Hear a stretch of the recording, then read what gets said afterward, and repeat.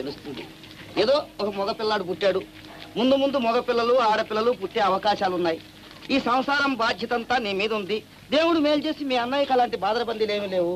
అన్నట్టు ఈ మధ్య ఏదో ఈ పంచాయతీ లైబ్రరీకి 5,000 విరాళం ఇచ్చాట, నీతో చెప్పాడా? నాతోనా? చెప్పలేదు. అందుకే నాయన నేను చెబుతున్నాను. చూడు, ఇలాంటి విరాళాలు చాలా ఇచ్చాట. ఇచ్చినందుకు కాదు, ఆస్తిలో సగ భాగం నీకుంది కదా, నీతో ఒక్క మాట అనొచ్చుగా. మామయ్య గారు, మా అన్నయ్య గారి గురించి నాకు బాగా తెలుసు, మీరేమి చెప్పనక్కర్లేదు. సంతోషం. పురుడు పోసుకొని ఇన్ని రోజులైంది, బిడ్డను తీసుకొని సరదాగా 4 రోజులు ఉండిపోవే తల్లి అంటే నా మాట విన్నావా? ఎందుకు వింటావు? 4 రోజులు నేను వాడు మన ఇంట్లో ఉంటే ఇంకక్కడ అక్కయ్య, బావగారు, అల్లుడు గారు ఎవరు భోజనాలు కూడా చెయ్యరు. తినకపోతే పోని, మన కోసం తింటారా ఏమిటి? మళ్ళీ మొదలెట్టావు నీ వరుస. నీకోసమే కదటమ్మా నా తాపత్రయం అంతా. పిల్లాన్ని ఆ సీత చేతికి ఇవ్వద్దు. దానికి దృష్టి దోషమే కాకుండా దైవశాపం కూడా ఉందని ఊరు నాడు కోడై కుస్తుంది. నా మాట వింతల్లి. చాలేమ్మా, ఇలాంటి మాటలు నాకు ఇంకెప్పుడు చెప్పకు. సరే సరే.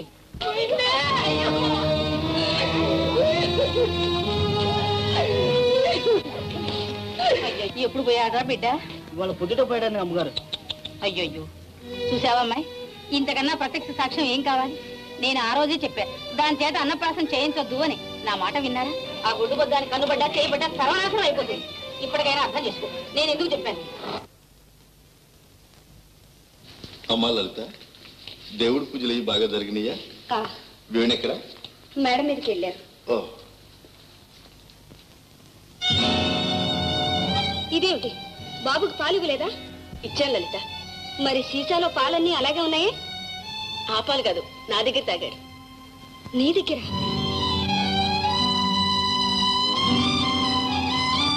చూసావమ్మాయి, ఇంతకన్నా ప్రత్యక్ష సాక్ష్యం ఏం కావాలి? నేను ఆ రోజే చెప్పా, దాని చేత అన్నప్రాసం చేయించొద్దు అని. నా మాట విన్నారా? ఆ గుడ్డు బొద్దానికి కన్నుబడ్డా చేయబడ్డా సర్వనాశనం అయిపోతుంది. పిల్లాన్ని ఆ సీత చేతికి ఇవ్వద్దు.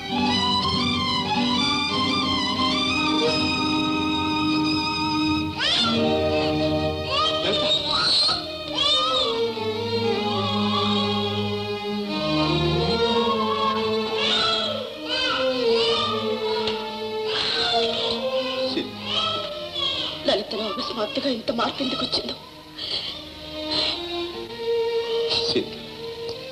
నువ్వేం బాధపడు, అది సహజం.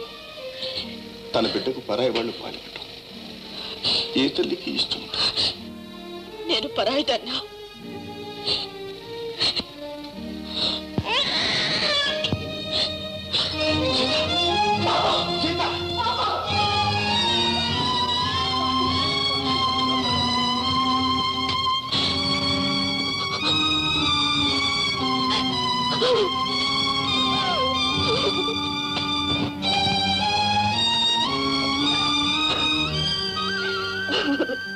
నన్నెందుకు ఇలా పరీక్షిస్తున్నావు?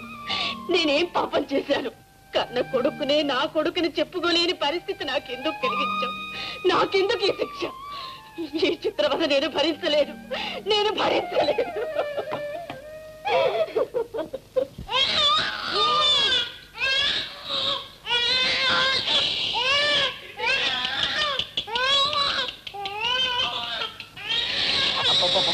ఎందుకలా అడుగుతున్నాడు? ఊరికేనే ఎందుకలా ఏడుస్తావు? వద్దు, ఊరుకో. నీ ఊరుకో పెట్టడం నీ తరం కాదు, తీసుకెళ్లి వదినకి ఇవ్వు. ఆహా, తెలిస్తే అంతా కావాల్సిందే ఉంది, అందరికీ మంచిదే.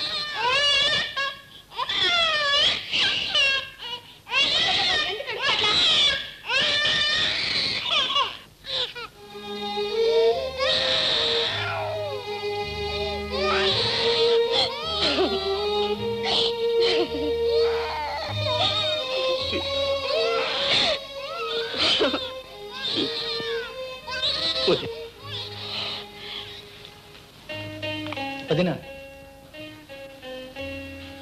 అన్నయ్య ఉదయం అలా పడుకుంది? ఏం లేదు, తలనొప్పిగా ఉంటాడు. అయితే నేను వెళ్ళి డాక్టర్ని తీసుకొస్తాను. అబ్బే, ఈ మాత్రం దాన్ని డాక్టర్ ఎందుకు? పోనీ నా రూమ్ లో ఆయింట్మెంట్ ఉంది, నేను తీసుకొస్తాను.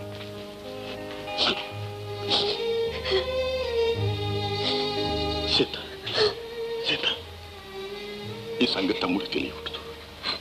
తెలిస్తే బాధపడతాడు. ఏమీ జరగనట్టు నువ్వు వెళ్ళి బాబు నటించు. నడు సీత.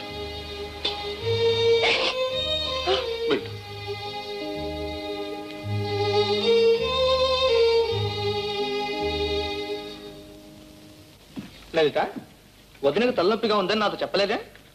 తలనొప్పిగా ఉందా? నాకు తెలీదు. ఏదో కాస్త తలనొప్పి వస్తే ఎంత హడావుడి చేస్తున్నాడు.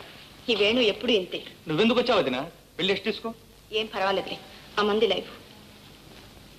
ఏమండి, రేపు మా పుట్టింటికి వెళదాం అనుకుంటున్నాను. ఏమిటో హడావుడి ప్రయాణం? ఈ రోజుగా మీ వాళ్ళని చూసింది? అది కాదండి, మా వదిన కడుపుతో ఉంది. ఆవిడ పుట్టింటికి వెళ్ళిపోతుందట. అయితే వెళ్ళి సాధ్యమైనంత త్వరలో వచ్చేసేమ్మా.